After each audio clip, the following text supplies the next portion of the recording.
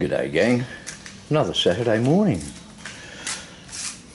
We'll see if we can make you another botched up video full of poor informations and and ahs. And so we're going to fix this. We had a look at that last week. We're going to fix that up. I'll show you into that in a moment. So I thought I might just go through this little thing. We talked about the not being able to scan it when the bad module in the ABS units still connected. I'll show you this. I'll just go through this quickly. Right, it's on. Got the old snap on. It's an old scanner. I can't remember where we got this one from, but it's outdated. You can't get any more updates on it. The latest thing it'll do is a 2.14, so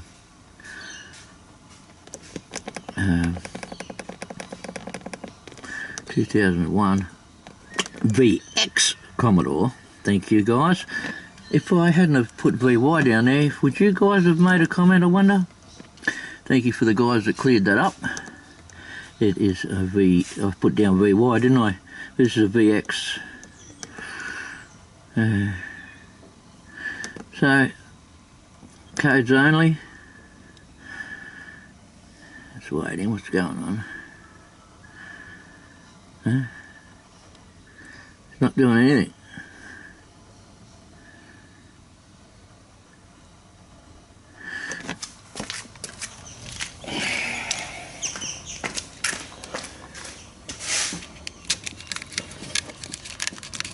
This is how you assure yourself that that module is no good.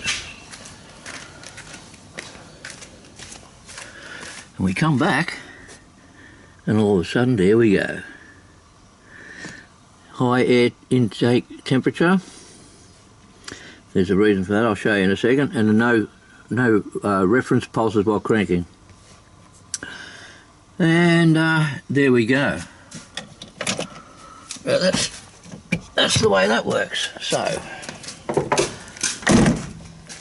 we back here, backs and forwards, an array of soldering irons. Paul was going to buy a used thing from the wrecker, used wiring section from the wrecker.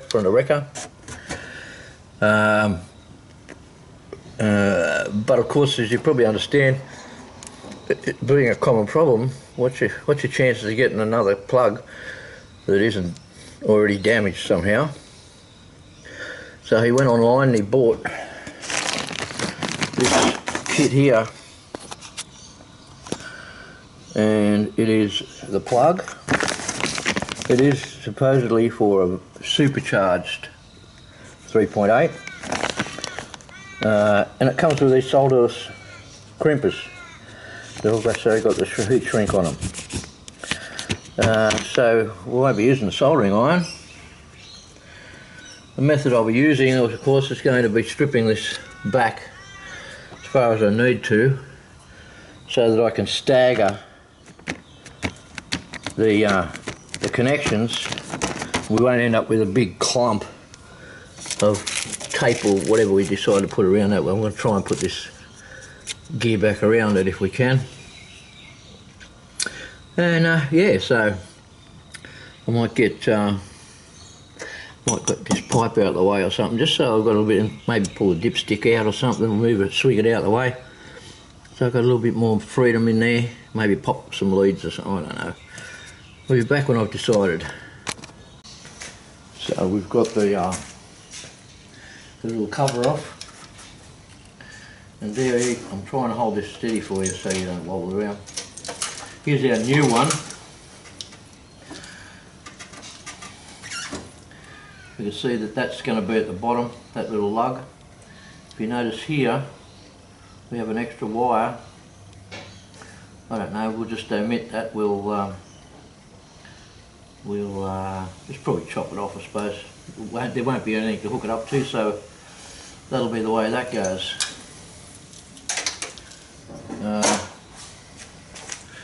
The other thing I was going to show you while we're sort of in here is that code for the cold air, or the air intake temperature.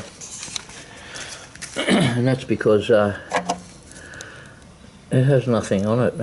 There's no sensor. It doesn't know what sort of weather it is and what temperature is, so it's really got no idea what to do with the fuel mix. It's only running off the oxygen sensors, so we can we'll get a proper sensor for it. We'll either pop it back in that hole there that they've made for that, or let it fly around in the breeze and where it's nice and cool. Probably the most tedious part of the whole thing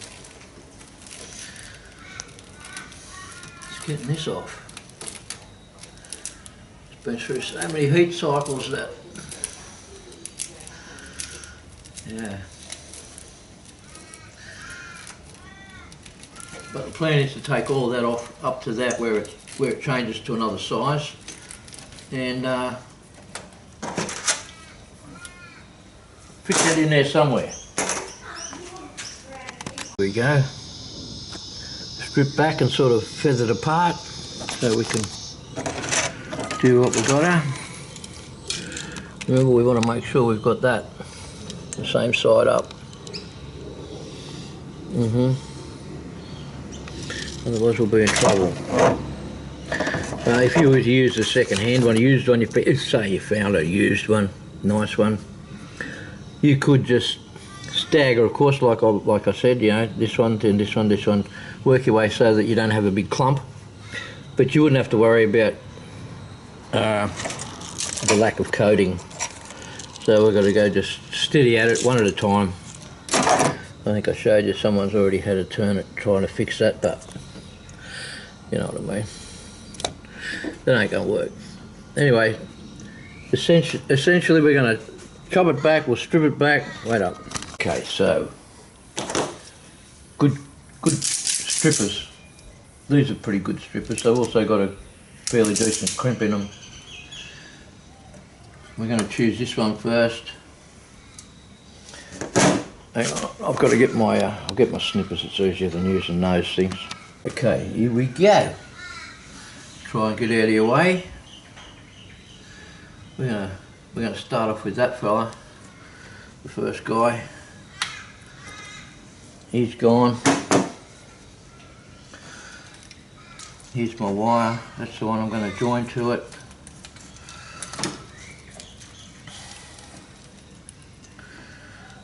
Give it a little extra.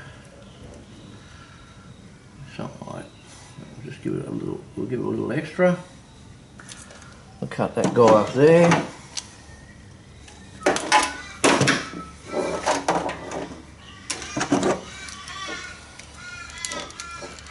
Get our strippers.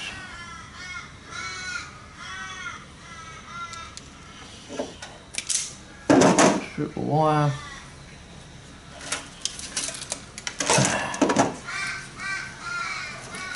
Strippers.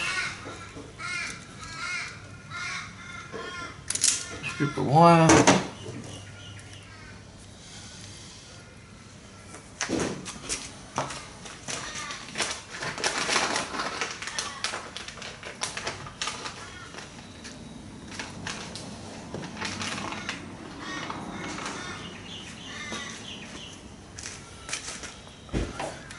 We'll get it out.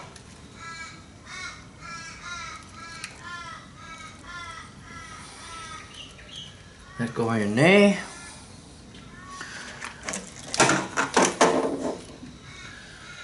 We'll get that guy up in there. I'm just going to use these to push it together, to pinch it together. Pinch them in there.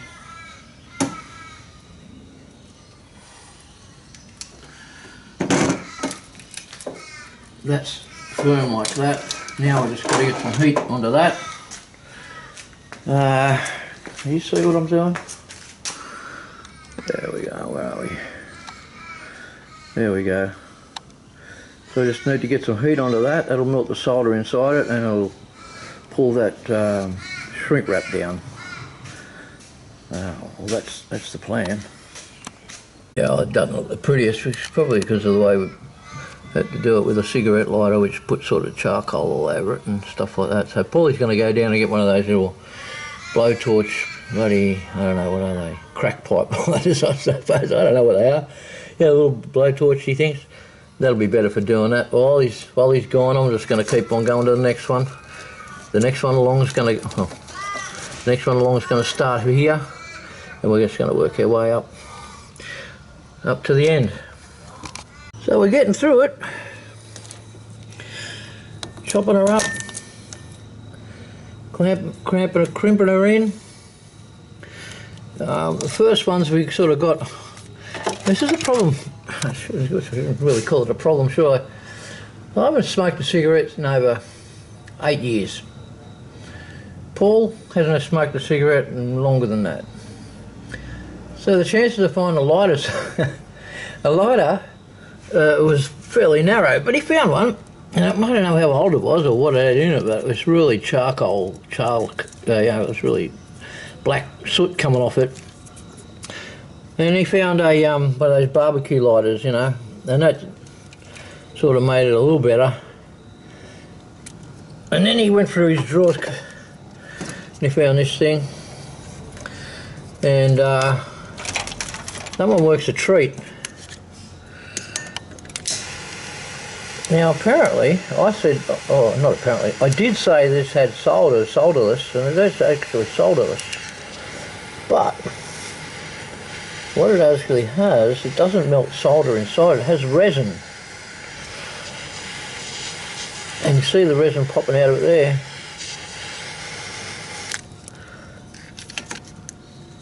Yeah, see? Yeah, interesting, huh? Oh, to add to this, I've left a lot of length on the wires, because if this idea doesn't work out, I've still got plenty of room to cut and solder properly, which is probably what I should be doing, but you know, is what it is. Job done.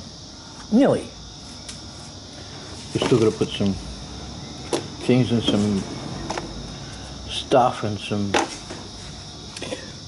around there. But I think before I do anything like that, I think we might just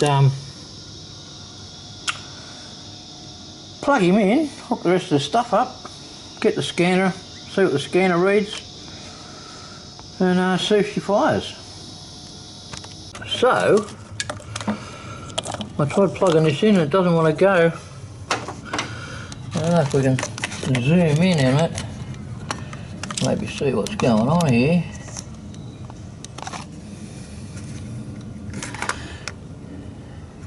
You see the pin? See, you're not in a straight line anymore over there, that last one. So I have to pick him up and line him up. Everything should be alright then. Be careful of that. I hope that went in alright. It's a weather sealed. Here's another reason why I didn't de-pin it. It's a weather pack seal, so that if I'd have de-pinned that and pulled that through, it would have left a hole there and water, you know.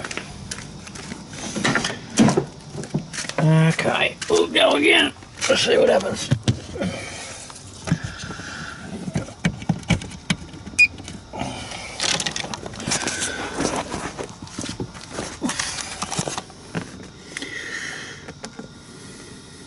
Come on.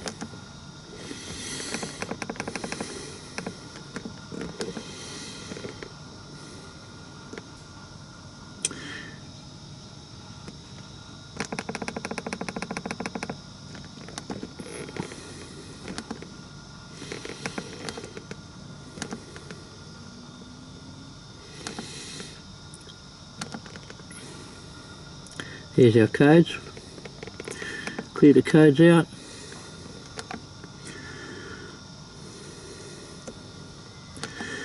Happy with that. Has it got any codes now? Air intake temperature, that's all. Now with any luck,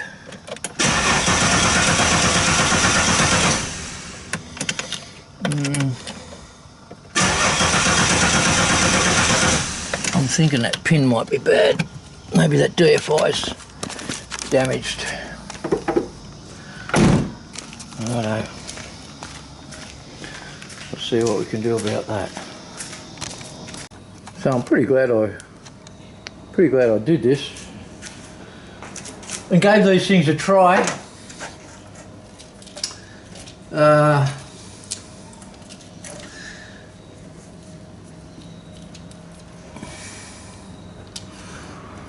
We got enough. Oh, there we go. We got power.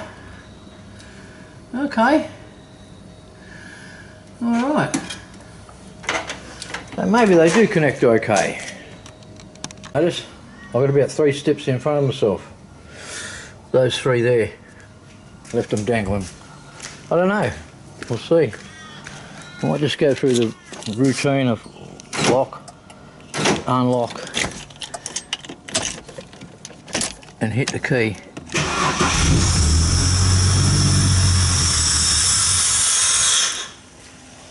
A bit sucky, but hey. Because I haven't got the air cleaner and stuff there, meter's not hooked up, see? Airflow meter. So now, let's tape all this up, make it look pretty and put it all back together again. There we go, we're all back together. We've got our spark plug leads on, we've got our thing on, we've got to get a bit of that conduit stuff. Got our air temperature switch in. And that should be that. We should be able to run this bugger.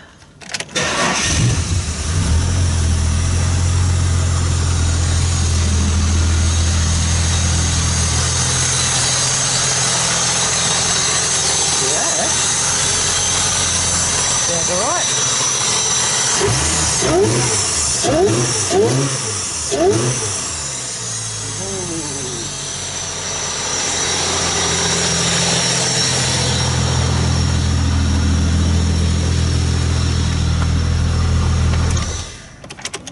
Let's go here and we'll check for codes. No, we don't want to do that, we want to go back. Check for codes. No codes present. Bingo. Winner, winner, chicken dinner. So, there we go. Happy days. As the guys from Mighty Car Mods would say, they can go in the bin. Check you later, have yourselves a good one. We'll see what I've got for you next week. Leave a comment if you enjoyed it, and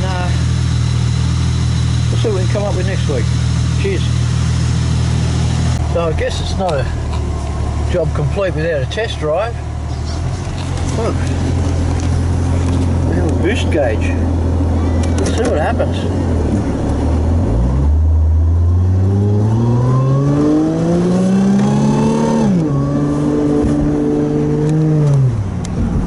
Well, it's running, it's going, it's doing what it does. I'm going to give that a thumbs up. Cheers.